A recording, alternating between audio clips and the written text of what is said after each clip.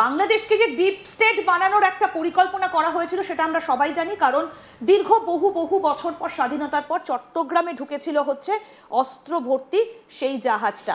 আমি স্যার এই জায়গাটায় জানতে চাইবো আপনার কাছে যে এত তো চেষ্টা করা হলো, তারপরেও কেন ডিপ স্টেট থিওরি বাংলাদেশে কাজ করলো না? এর পেছনে আসল গেমটা কে খেলে বেরিয়ে গেল? দেখুন, ডিপ স্টেট থিওরি কেন কাজ করেনি আর বা কাজ করেছে এটা এখন ডিবেটেড, আমরা খুব ডিবেট করছি। কেন যে ওনাদের যে এনএসএ, ন্যাশনাল সিকিউরিটি অ্যাডভাইজার, যিনি ইউনুস এতে গভর্নমেন্ট ছিলেন, উনি সিআইএর একটা জবরদস্ত অ্যাসেট আছেন, ওনাকে বলা হয় আমেরিকায়। উনি অনেক কাজ করেছেন।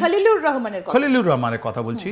উনি একটা টেকনোক্র্যাট, উনি কোনো ইলেকশন লড়েননি, ওনাকে ফরেন মিনিস্টার বানানো হয়েছে। কেন? এটা একটু ডিপ স্টেট। একদিকে আমেরিকা যেটা ডিপ স্টেট, যেটা আমরা বলি মেজর প্লেয়ার যেটা ছিল, দুটো মেজর প্লেয়ার, এটা আমেরিকা, একদিকে চায়না। আমেরিকা একটা স্ট্র্যাটেজি নিয়ে ওরা কি করেছে, দু হাতে, এক হাতে বিএনপি কে রেখেছে, এক হাতে আপনার জামাতকে রেখেছে। আপনি যদি ইলেকশন ফান্ডিংটা দেখেন, এখন ক্লিয়ার হয়ে গেছে কি দুটো পার্টির মধ্যে এত টাকা এসছে। আপনারা তো দেখিয়েছেন কি জামাতের লোক 12 তারিখ ইলেকশনের আগে সবার হাতে টাকা তুলে দিচ্ছে, আর ওই এয়ারপোর্টে টাকা ধরা পড়ছে, আর কতগুলো টাকা ধরা পড়া নেই, রাইট? এই যে ইলেকশন হয়েছে under the banner of the Bangladesh army, প্রত্যেকটা ডিস্ট্রিক্টে, প্রত্যেকটা জায়গা, আপনি তো দেখালেন এয়ারফোর্সের একটা কন্ট্রোল রুম থেকে ওরা দেখছে কি কোথায় কি হচ্ছে। তার মানে কি হলো? তার মানে হলো কি এই যে ডিপ স্টেট আছে, কहीं पे निगाहें कहीं पे निशाना, মানে তাকাচ্ছে অন্য জায়গা, অ্যাকশন কোনো অন্য জায়গা হচ্ছে। হয়তো ওরা এই জামাত ইসলামকে ধোকা দিল ডিপ স্টেট, কি ভাই তুমি অনেক ভালো, নালে এই যে খলিলুর রহমান দেখুন, আপনি যাচ্ছেন হাসি মুখে যাচ্ছেন, ইনি এনার ফরেন মিনিস্ট্রি হওয়ার মানে কি হলো কি ডিপ স্টেট এক অংশ সাকসেসফুল হয়েছে। এর মানে হলো যে প্রাইম মিনিস্টার তারেক রহমান আছেন, উনি একটা পলিসি নিয়েছেন যার মধ্যে উনি আগে বুঝতে চান কি ওনার আমেরিকার সঙ্গে রিলেশনটা কি আছে। তারেক রহমান, প্রাইম মিনিস্টার তারেক রহমান, তারেক রহমানকে বাংলাদেশের কুর্সিতে বসানো সেই ডিপ স্টেটের মধ্যেই আবার বাংলাদেশ সেই ডিপ স্টেটের জুতোয় পা গলিয়ে দিল। ইয়েস। উনি যখন লন্ডনে ছিলেন গত বছর 2025 থেকে ওখানে নেগোসিয়েশন চলছে, আমি বলবো না কত লোক ছিল ওখানে, কতই, ওর মধ্যে ইংল্যান্ড তো ছিলই ছিল, আপনার আমেরিকা ছিল, অনেক লোক ছিল। ওরা ওনার সঙ্গে কথা বলেছে। নাহলে এই ফাইন্যান্স 15 বছর পর আপনি দেখুন চকচকে বডি, সবার যতগুলো, আপনি মির্জা ফখরুলকে দেখুন বা যে কোনো লোককে দেখুন, চকচকে শরীর, চকচকে কাপড়, চকচকে গাড়ি। এখন ওরা গতকাল বলছে না আমরা গাড়ি নেব না, এই আপনার ওয়াস্তা হওয়ার পর, রাইট? ওরা চকচকে পয়সা এসছে কোত্থেকে লুটছে। স্যার এখানে একটা প্রশ্ন, যে কোনোভাবে আমরা তো দেখেছি যে অপারেশন সিন্দুর দেখেছি, বাংলাদেশের এই পরিস্থিতি দেখেছি, কোথাও গিয়ে কি এটা ভারতের পেছনে একটা বড় ষড়যন্ত্র? কেন ভারতের কাছে বারবার আটকে যেতে হচ্ছে? কারণ আমরা কিছুদিন আগে আলোচনা করেছি যে নেপালেও এক ধরনের অ্যাক্টিভিটি আমরা দেখেছি, বাংলাদেশেও আমরা দেখেছি। নেপালে জেনজির যে আন্দোলনটা শুরু হয়েছিল, খুব তাড়াতাড়ি সেটা দমন করা সম্ভব হয়েছে, কিন্তু বাংলাদেশটা অনেকটা সময় লেগে গেল। এটা কি ভারতকে কোথাও একটা আটকানোর বারবার চেষ্টা হচ্ছে? দেখুন, এটা তিনটে ভাগে আমি আনসার দেবো। একটা pre poll, on the day of polling, and তারপর পোলিং এর পর।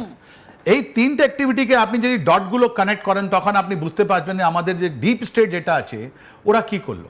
বিফোর ইলেকশন আপনি দেখুন, বিফোর ইলেকশন এই যে ওয়াশিংটন পোস্ট দিয়ে যেটা লিক হলো কি তোমরা জামাত ইসলামের লোককে ভোট দাও, এ করো, আর এই ইউনুস যে বারবার উনি বললেন কি এটা যেটা আপনার কনস্টিটিউশনাল অ্যামেন্ডমেন্ট আছে ওটাকে তোমরা সাপোর্ট করো।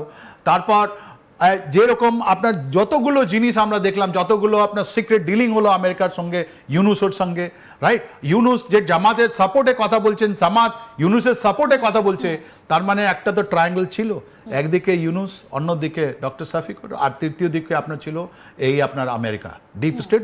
ওরাই চালাচ্ছে ওখানে, ওরাই চালাচ্ছে। আর ওরা এনসিপিকে বাড়ি করে দিল, বলো আমরা এনসিপিকে বিশ্বাস করি না, ওদের কাছে কোনো মাস সাপোর্ট নেই, ওটাই প্রুফ হলো, right? Number one. Number two, আপনি যদি এই ডিপ স্টেট জিনিসটা আপনি দেখেন, বারবার আপনি যদি ভালো করে দেখেন, তাহলে আপনি কোনোদিন বিএনপিকে কোনো কথা বলতে শুনেছেন?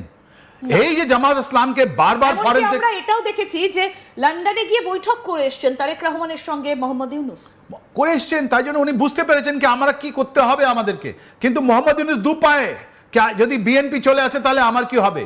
আর এই যে আমাদের যে জামাত চিফ আছেন, উনি মহিলাদের নিয়ে যে কথা বললেন, আমরা 30% ভোট ওরকমই ওদিনই হেরে গেলেন উনি। কেন বাংলাদেশের মা বোন যাদের আপনি ছবিটা দেখাচ্ছেন, সাধারণ মা বোন যারা একটা টেক্সটাইল ফ্যাক্টরিতে কাজ করছে বা অন্য জায়গায় কাজ করছে, ওরা কিন্তু জামাত ছেড়ে দিল। তাহলে only option was your BNP.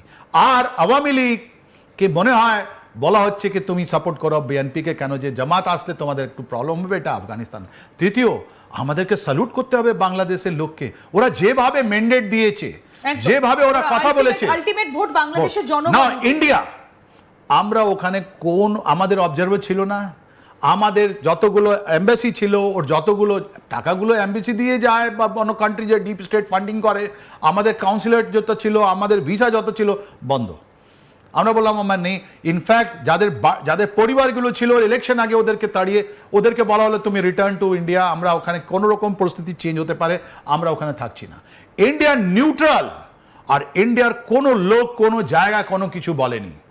R post election যখন আমরা দেখতে পাচ্ছি যে ইলেকশন যেটা ম্যাপিং আমরা দেখলাম, যে বাংলাদেশ অ্যান্ড পশ্চিমবঙ্গের বর্ডারগুলোতে যেরকম আমাদের এই জামাত ইসলামে যেটা লোকটা জিতেছে 10 জন 15 জন এমপিগুলো, ওদের আমাদের রিলেশন। আর এই তৃণমূলের একজন এমএলএ যিনি উনি গিয়েছিলেন পুজোর টাইমে আর সার্টিফিকেট দিয়ে এসছেন কোনো মন্দির ভাঙচুর হয়নি, কোনো বাঙালি হিন্দুকে মারা হয়নি, কোনো বা বোনকে করা হয়নি। ওইটাই তো এখানে একটা রিসাউন্ড করা হচ্ছে কি তুমি গেলে কেন? আর এই যে পয়সা আসছে তোমাদের তুমি একটা উপাসনা জায়গাটা তুমি বানাচ্ছ, পয়সাটা আসছে কোত্থেকে? রাইট, এই ডিপ স্টেট লিঙ্ক করছিল আপনার এই জামাত ইসলামের যেটা রাজাকার, আর অন্যদিকে আমাদের লোক এই দুটোকে মিলিয়ে একটা বর্ডারকে অশান্ত করে ওখানে দাও। ওরা মাটি কিনছিল, এইদিকে মাটি কিনছিল, মাটি কিনেছে, অনেক মাদ্রাসা বানিয়েছে, অনেক হাইড আউট বানিয়েছে। আর ওরা এই চক্রে যেটা আছে আমাদের বর্ডারে, যেটা চক্র যেটা হাজার হাজার কোটি যেটা আপনার স্মাগলিং হয়ে আছে, ওই চক্র ফাইন্যান্স আপনার ডিপ স্টেট করেছিল, এই লিঙ্কেজ ছিল ওখানে।